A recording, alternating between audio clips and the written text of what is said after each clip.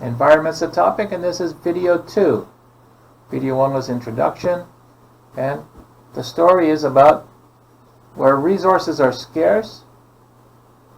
One company went to the ocean, and it disturbed the fishery, because when you suck mud out of the bottom of the ocean, excuse me, then fishing kind of gets affected. One moment. If you haven't already, download the book. It's on the website, and everything else related, PowerPoints and quizzes, are all there. In discovery, we want to know what can you know from the title. And discovery is about gleaning information. Gleaning means to collect information, just like a rice farmer gleans from his rice field the rice kernels from the smallest of inputs. The title is the smallest of input and stands at the entrance to a longer path. The question is, you see the title and you say, I'm not interested, or I'm interested. At this point, a person decides to pursue the fuller story or move on. So everything is in, when you're reading, you're reading the title. Titles are very important in what you do. It makes people want to open your idea and consider it or not. Choosing to move on will be the impetus. It'll be the beginning. It'll be the energy to begin the discussion. Impetus is the energy to begin a discussion. Discovering how to search for relevant information will lead to better understanding and discussion. Part of your research during these 10 videos will be to find information quickly, and the title is very important. Vocabulary is number 2, because you want to search for specific vocabulary, and we're going to get to that later in another video. But relevant information is exactly that. You don't want to read all kinds of things. You're going to get a headache and take too much time, even if it's on the computer. If you have good search material like vocabulary, a word or a phrase, you can find that in relation to what you're looking for. And so that's what we want to learn part during these 10 videos. Find that information quickly so that in your debate you can find it. If you hear something new, you know where to go. It's very important. The following statements are given to begin the generation of ideas, and a few more to the list. Your job is to add more. I put some there just as an example, but you want to add your own. So here's the title. Indonesian tin miners target the ocean as reserves dwindle on land. Now you can say, well, I don't know about what is dwindle, I don't know. Don't get hung up. Don't get stressed about new words. What is it about? Mining. Miners and mining, of course. Miners shoot reserves. Target. Well, target is shooting target. That's one way, but it doesn't say shooting. So be careful. That's why vocabulary is important. It is about Indonesian business culture. So maybe miners shoot, but maybe not reserves. So what are reserves? Can mean many things. But what do you think it means? It's about Indonesian business culture, which is tin miners. Well, miners have to sell their tin to somewhere, so it does have some business. So possibly business culture. It doesn't say that, but you have to think like that. And it's about people trying to sustain a living. Maybe. Because the tin miners, you don't find tin in the ocean too much. It's usually on land. You have these big tin mines, just like you have coal mines. and gold mines. Lots of mining is open pit. So you have these big holes in your country where there used to be tin and other things. Now, when you can't find any more, you have to find some new resources, new reserves. So, these are 4. What do you think? Write your own ideas and bring them to class. Okay? That's important. Write your own ideas. These are mine. And in the book, I think it gives you 4 lines to do it. Now, which ones are true for you? And add a few more. I like reading information. I do a lot of information reading. So, for me, I know a lot about this story. But maybe you don't know anything about this story. Tin miners in Indonesia. I've never been to Indonesia. Nothing. Maybe nothing, as we said before. I want to know more about mining. I hope so. Not because of mining, but just for information. People go crazy to say employed. Well, maybe that's true even in Korea or in your home country. It's a mining thing. So, it's just about mining. So, which ones are true for you? What do you think? Look at the title, look at the ideas, and write 4 different ideas that are true for you. Okay? You can do it. And during the discovery, you want to find new information. If you said nothing, then everything is new. And that's fantastic. Whet, sharpen. Remember whetstone? Sharpen the appetite. Whet the appetite is what we say. It's a really good English phrase. You should learn it. Whet the appetite and explore ideas. So you want to sharpen your appetite. How do you sharpen? How do you get hungrier? You explore ideas, and it's like, wow, I didn't know that before. Oh, wow. And then you explore ideas, and that whets the appetite, and hopefully motivation is increased. But ideas like motivation. What motivates the tin miners to go to the ocean? Because tin usually is not there. Goals of the story. What is the goal of the story? Pluses and minuses. When you read the story, what do you think? General interest discussion. Note-taking will create a strong foundation. So when you start reading the story, have each person, if you have 5 people, there are 3 here, I think, motivation, goals, pluses. Oh, you have 4 things. Have each person choose one and find the answer. First question, what would I do to keep my income flow? Now that's kind of a generic question, and it's not only related to miners and the ocean, but what would you do?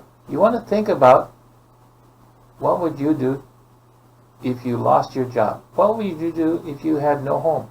If you had to choose, what would you do? Would you move for your job? Lots of those things. What would you do to keep my income flow? Is keep my income coming in. I know many people that their job moves and they have to choose, do you want your job or do you want to move? It's not always an easy choice. So what would you do? I have friends who, the husband is in one city and the wife and the family is in another city. They both have jobs, and which job is more important? It's not always moved together. It's sometimes really hard choices. So what would you do to keep your income flow? Have you ever done anything without regard of its effects? Now sometimes I do that. I kind of do things and then I kind of sit and say, well, I didn't think this would happen. And I just didn't think about it. I just did it, and then, oh, well, now I have to change maybe what I did because I can't undo things, so you have to move forward. Maybe you broke something and you have to replace it. It's going to cost you money. So, have you ever done something without regard for its effects?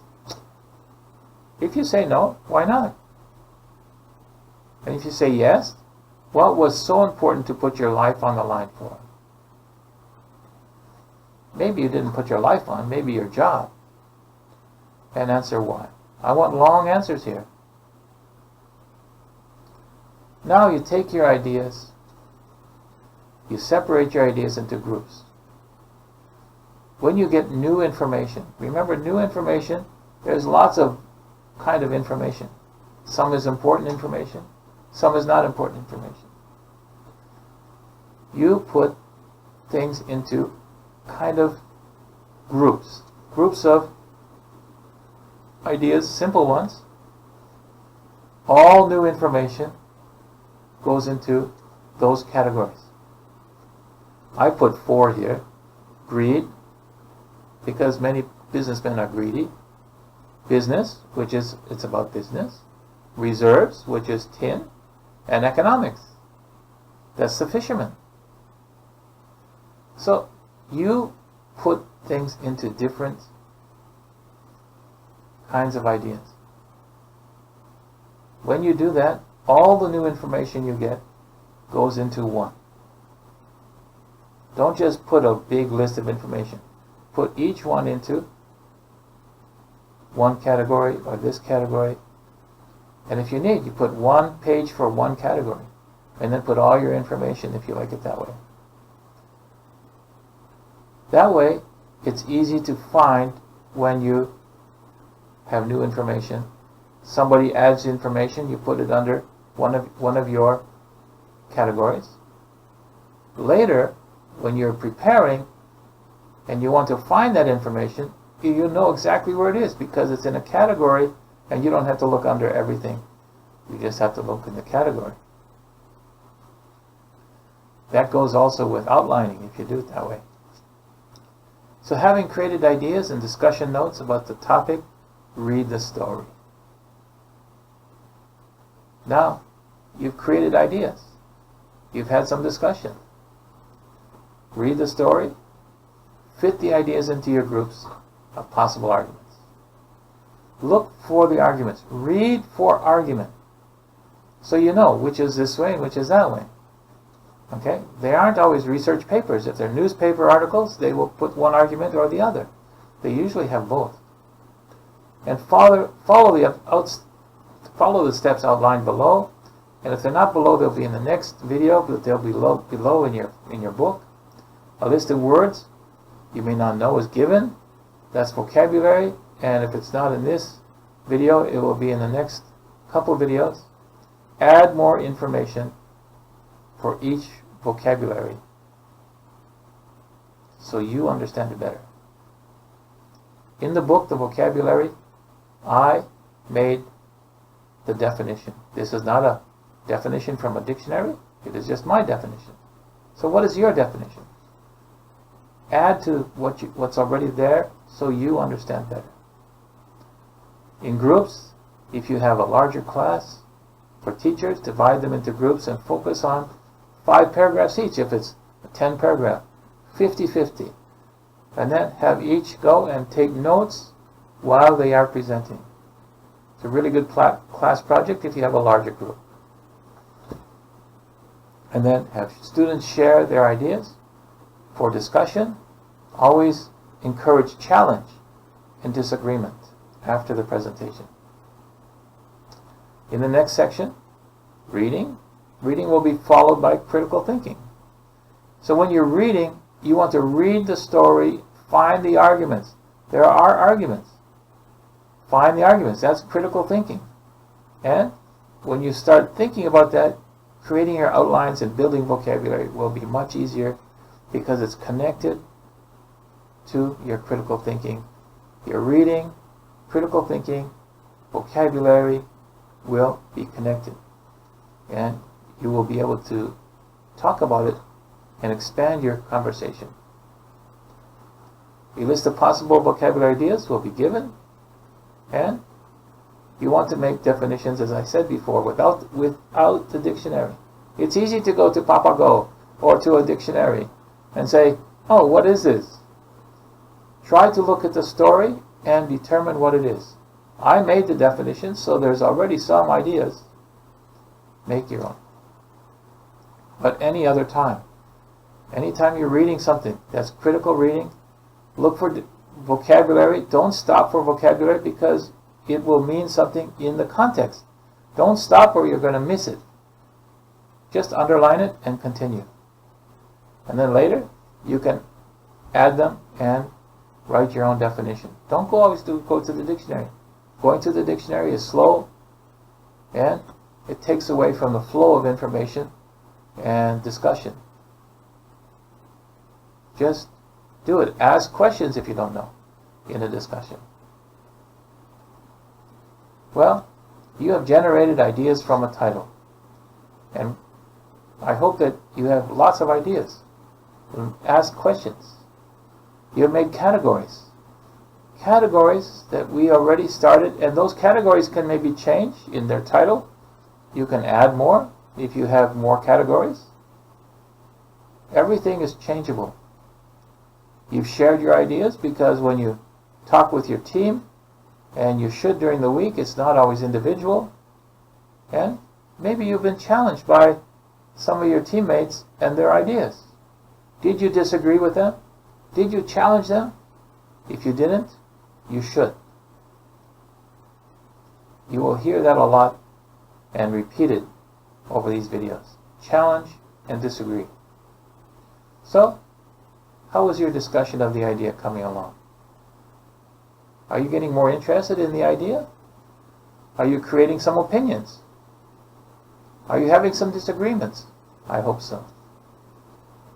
We'll come to the story next in video 3. So do the small things, the title ideas, those small little writings. Have them ready for discussion and expansion before you read. See you in video 3.